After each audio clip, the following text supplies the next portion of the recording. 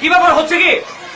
এই চুপ করো সবাই, চুপ বসো সবাই। কি শুরু করেছো? হ্যাঁ, এই সবাই শোনো, তোমাদের আজকে গরুর রচনা পড়ে আসার কথা ছিল। সবাই কি পড়ে আসছো? এই এই বসো। এই কি করতেছিলাম? না স্যার, মানে আমার খাতা খুঁজে পাচ্ছি না তো, তাই ওর কাছে দেখছি যেটা আমার খাতা কিনা। এই তুমি খাতা নিয়েছো? স্যার, ও না মিথ্যা কথা বলছে, আসলে সে খাতাই আনেনি। আচ্ছা আমি বুঝতে পেরেছি, বসো তুমি। বল্টু, তুমি আমার সাথে বাদরামি করো।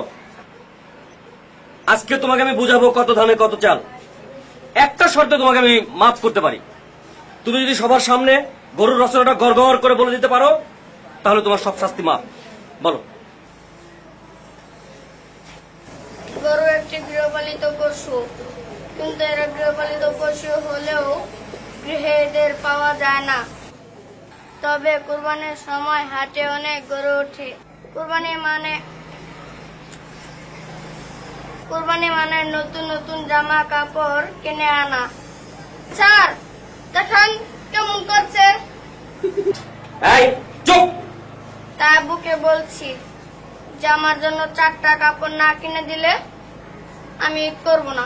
আর আম্মু বলেছে ঈদে ডিপ ফ্রিজ না কিনে আনলে নানুর বাসায় চলে যাবে, তাই আমার ইচ্ছে পূরণ হলো না।